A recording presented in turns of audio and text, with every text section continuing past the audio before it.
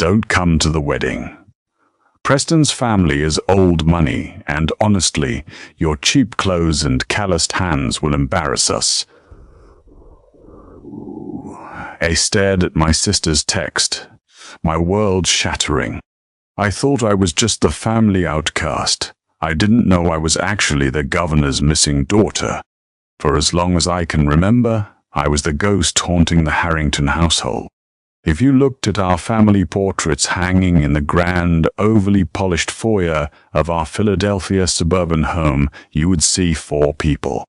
3 of them, my father Richard, my mother Margaret, and my younger sister Brittany, looked like they stepped out of a Ralph Lauren catalog.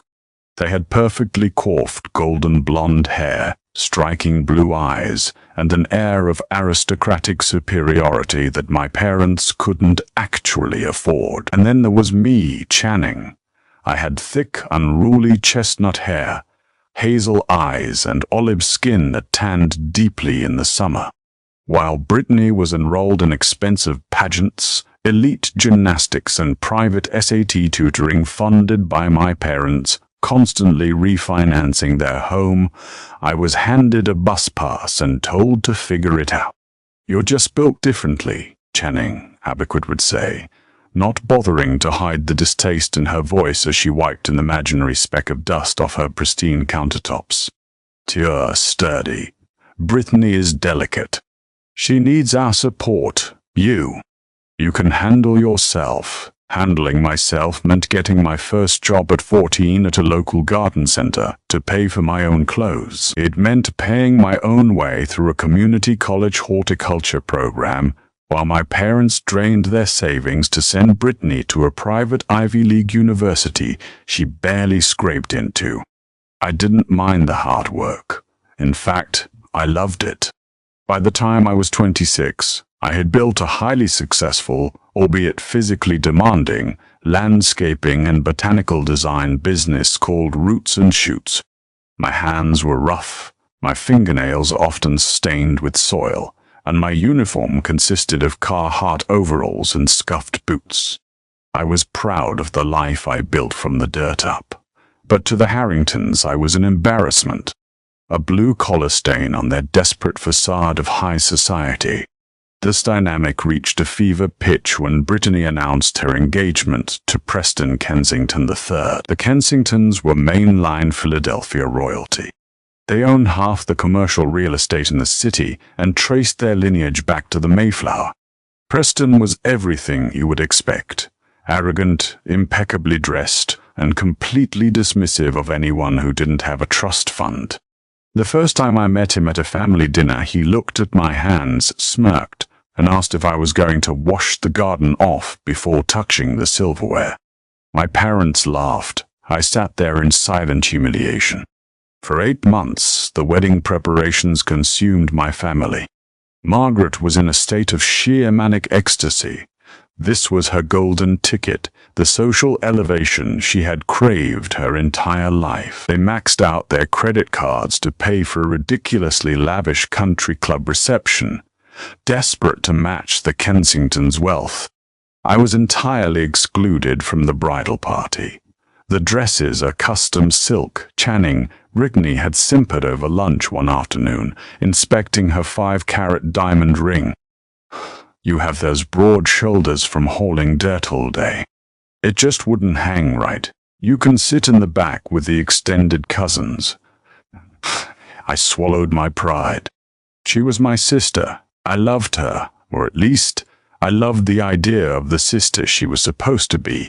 I bought a modest, beautiful navy dress with my own money. I took 2 days off work. I even bought them a ridiculously expensive espresso machine off their registry. Then came the text message. It was a Thursday afternoon, exactly 2 days before the massive Saturday evening wedding. I was in my greenhouse tending to a rare batch of orchids when my phone buzzed. Channing, Preston and his mother Eleanor and I were talking.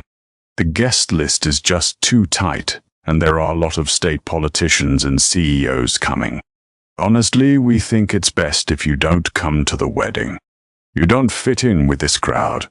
and your cheap clothes and calloused hands would embarrass us. Mum and Dad agree. We'll send you some photos." So, I dropped my phone. The screen cracked against the concrete floor of the greenhouse, a perfect metaphor for my chest. I couldn't breathe. The cruelty was so casual, so meticulously calculated. My hands shaking, I picked up the phone and dialed my mother. She answered on the third ring, her voice clipped and breathless. "Channing, I really can't talk. The florist is being an absolute nightmare about the hydrangeas. Did you know about Brittany's text?" I interrupted, my voice cracking.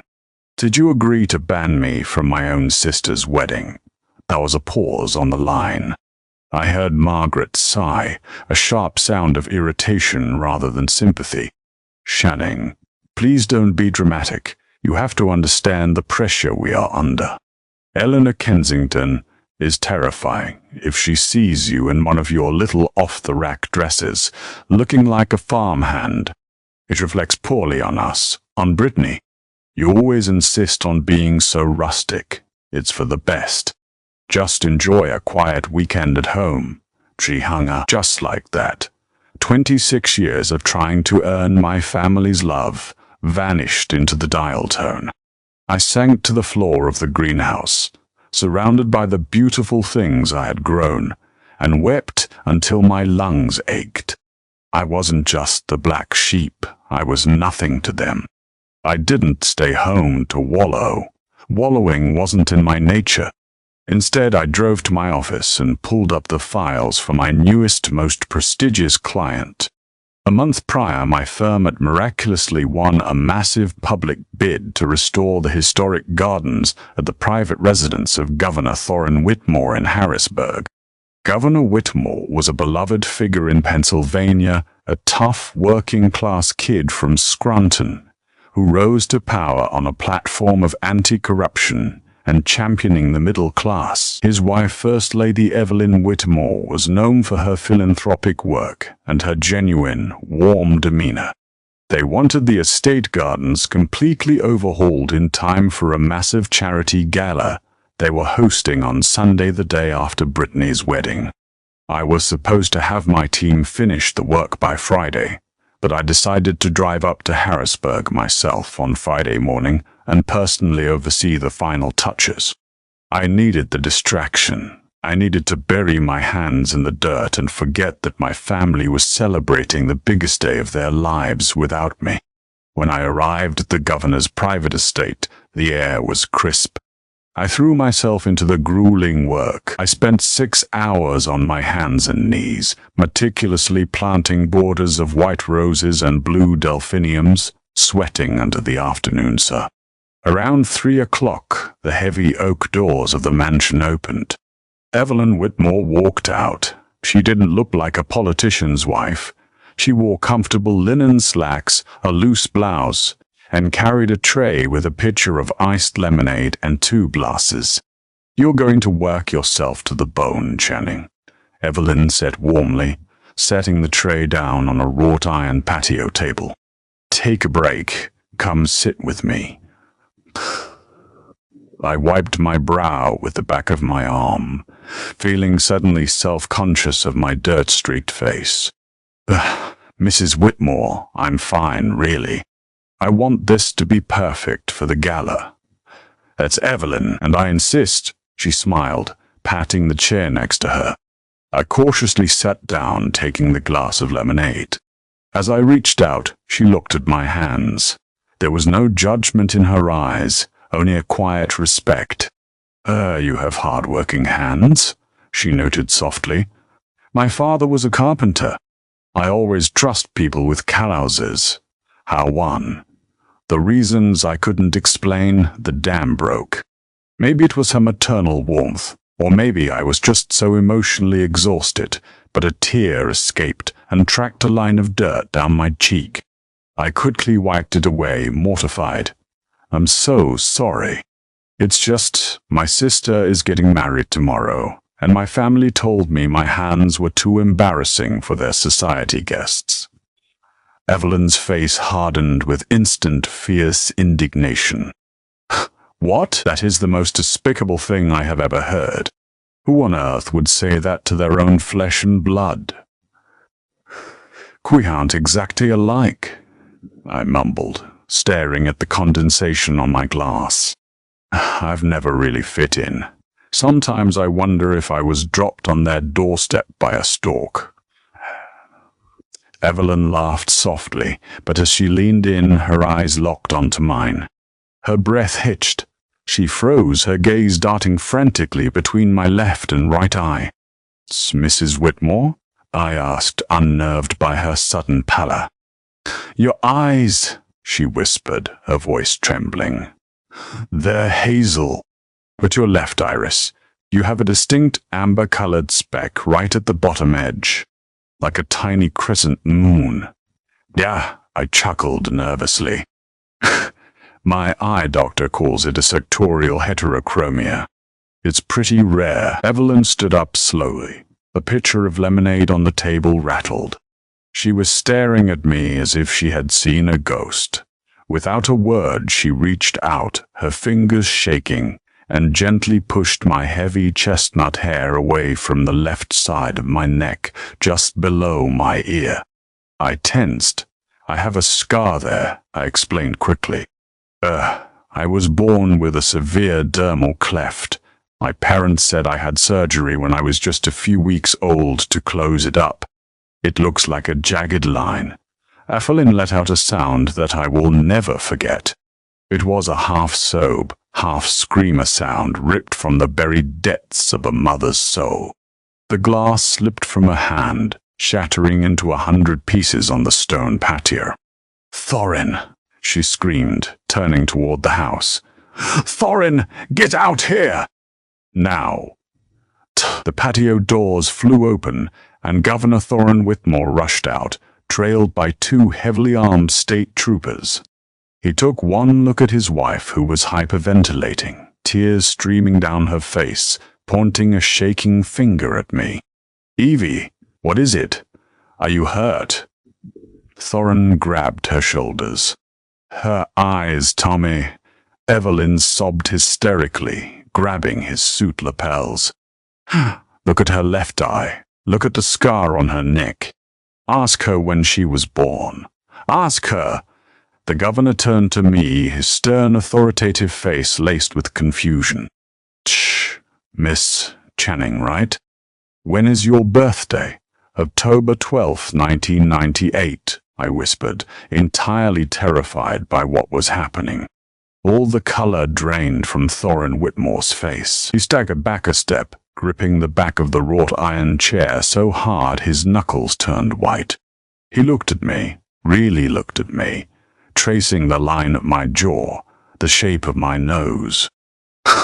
"In October of 1998, the governor said, his voice cracking, my wife gave birth to a baby girl at Mercy General Hospital in Philadelphia. She was born with a rare dermal cleft on her neck that required immediate surgical closure.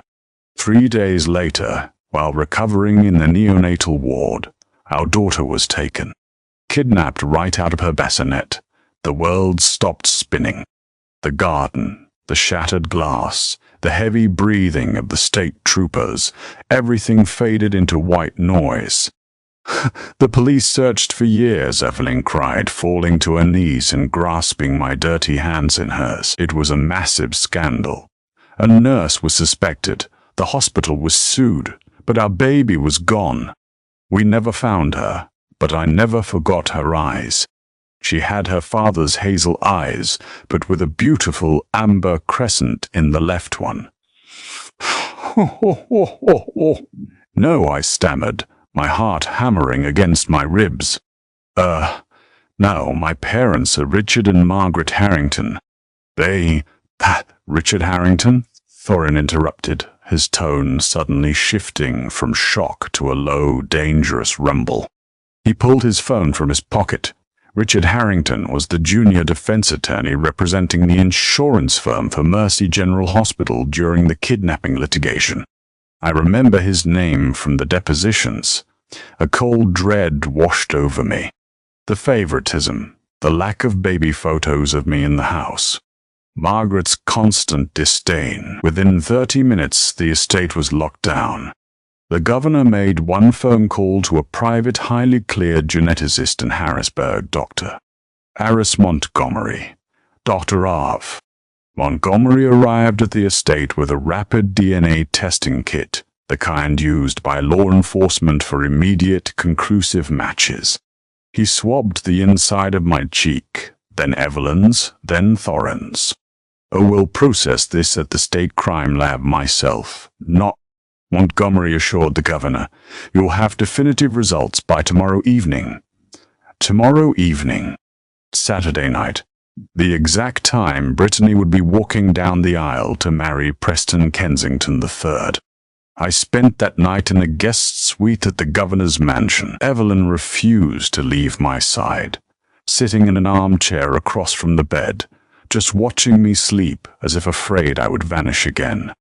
Thorin spent the entire night in his study with his chief of staff and the head of the state police.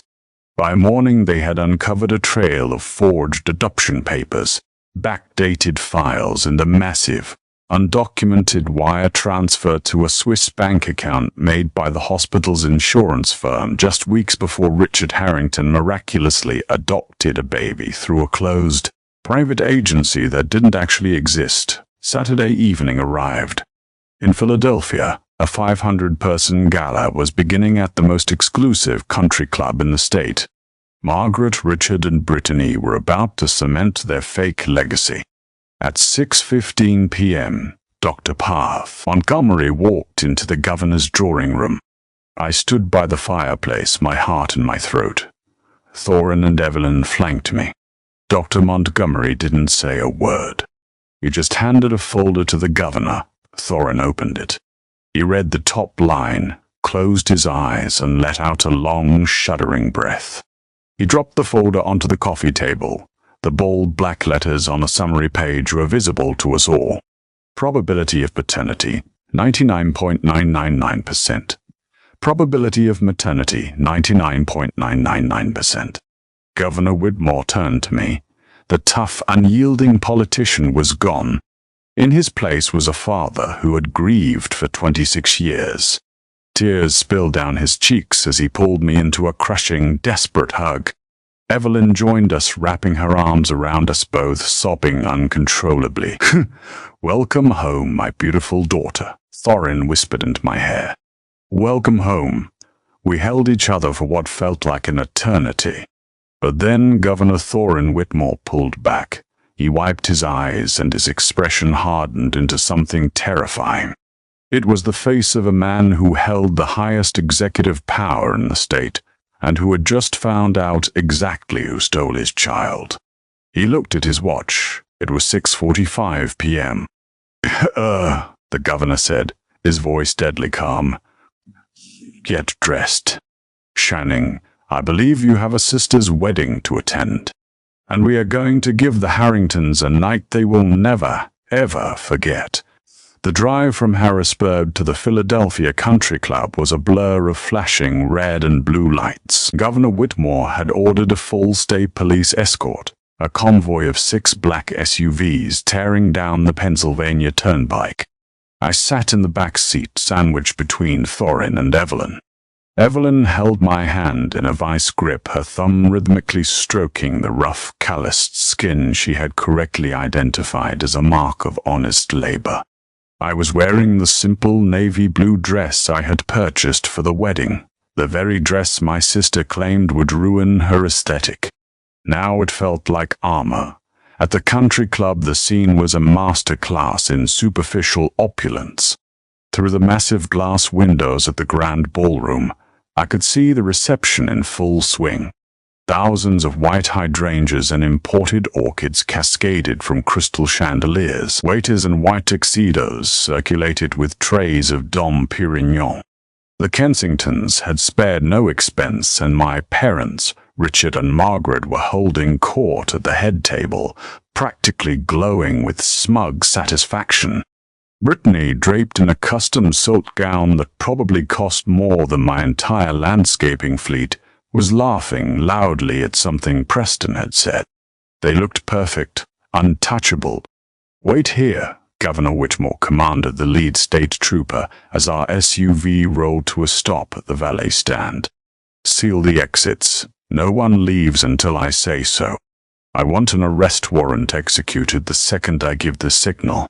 "Yes, sir," the trooper replied, his face grim. We walked through the heavy brass doors of the club. The Maître D stepped forward, his eyes widening in shock as he recognized the governor of Pennsylvania, followed by the First Lady and a small army of uniformed state troopers. He didn't dare ask for an invitation. He just stepped back, trembling. Inside the ballroom, a 9-piece jazz band was playing softly as Preston Kensington III stood up at the head table and clinked his spoon against his champagne flute. The room of 500 elites quieted down.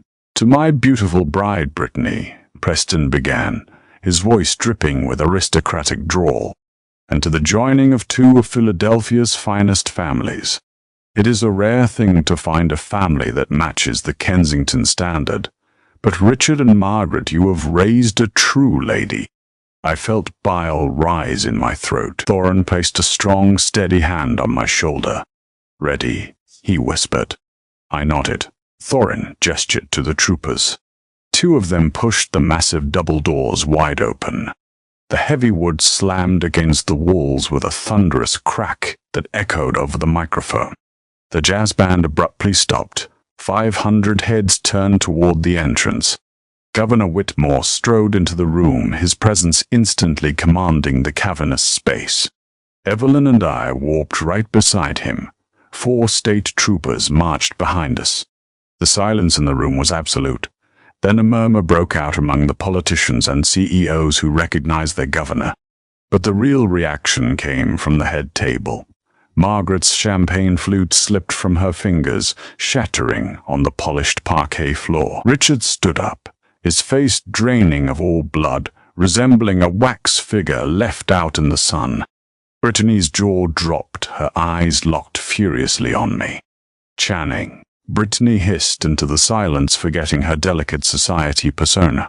"What are you doing here, and why are you with—" She trailed off, realizing exactly who I was standing with. Preston's mother, Eleanor Kensington, an imposing woman dripping in diamonds, stood up, looking utterly offended. "Governor Whitmore, we are honored by your presence, but this is a private event. And why on earth did you bring the Harrington's landscaper?" "She isn't a landscaper, Eleanor," Thorin said, his voice booming across the silent ballroom. "You didn't need a microphone, and she certainly isn't a Harrington." "Oak." Thorin walked slowly toward the head table. The crowd parted for him like the Red Sea.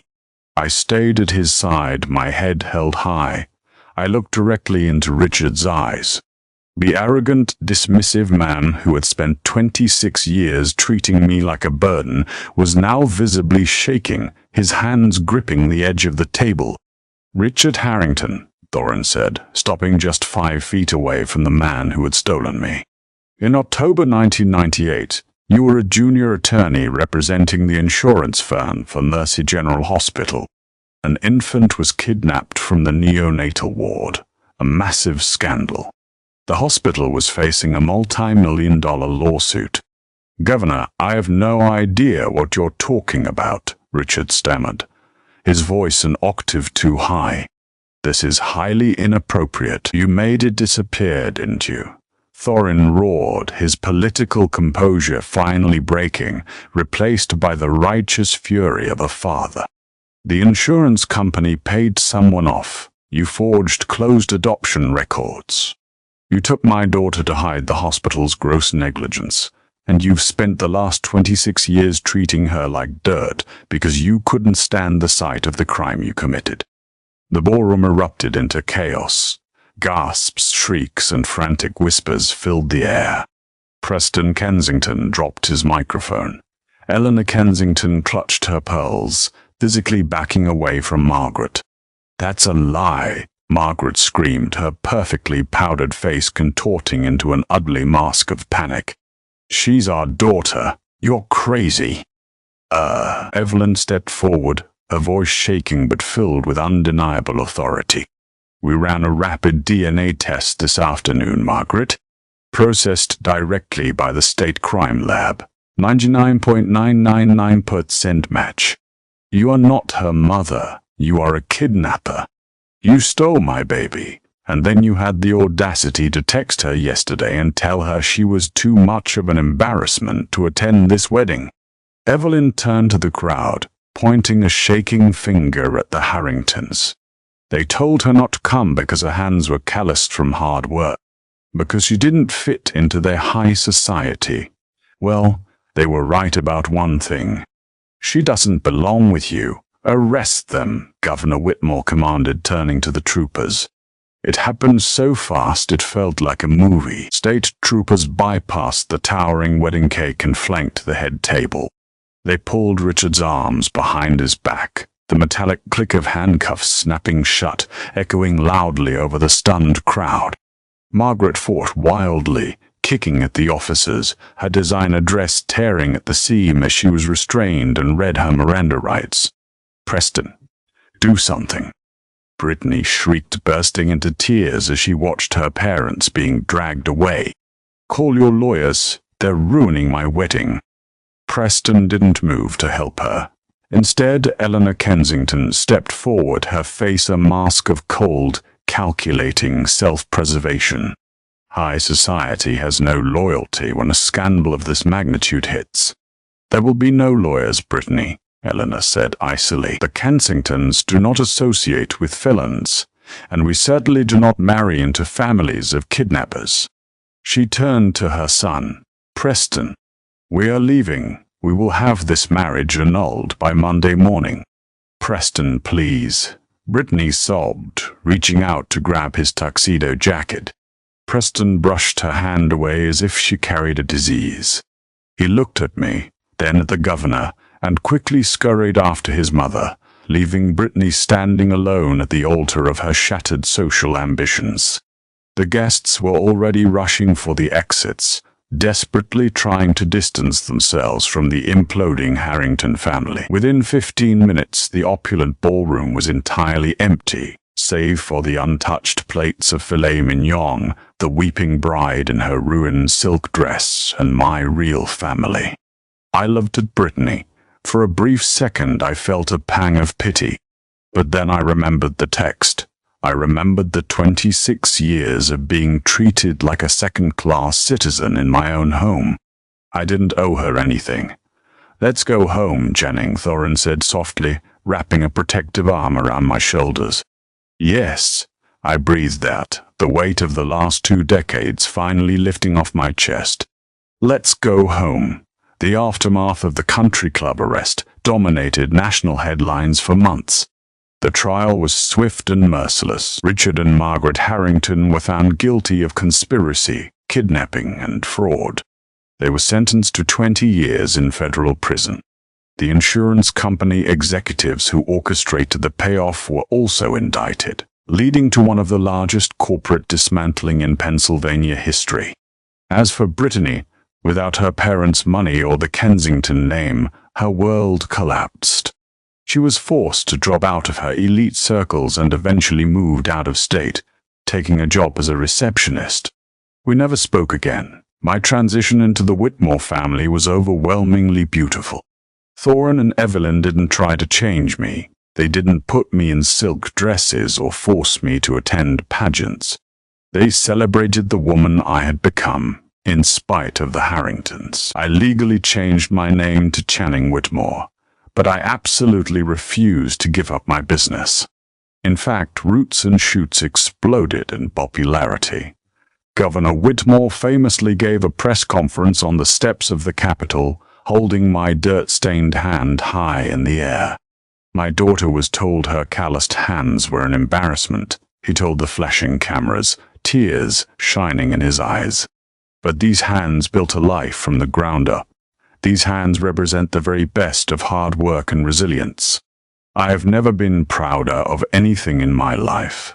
Today, my landscaping firm handles the botanical designs for all state-owned historic properties. I still wake up at 5 a.m. I still wear my Carhartt overalls. and I still get my hands dirty. But when I go home at the end of the day, I walk into the governor's mansion, where a father and mother who spent 26 years looking for me are always waiting with open arms. I was once the uninvited guest, the blue-collar stain on a fake family's pristine reputation. But the dirt they tried to bury me in was exactly what I needed to bloom. If you loved this story about karma, resilience, and true family, make sure to smash that like button. Don't forget to share this video with your friends to spread the drama, and subscribe to the channel for more incredible twist-filled real-life stories delivered right to you. Drop a comment below on what you would do in Channing's shoes.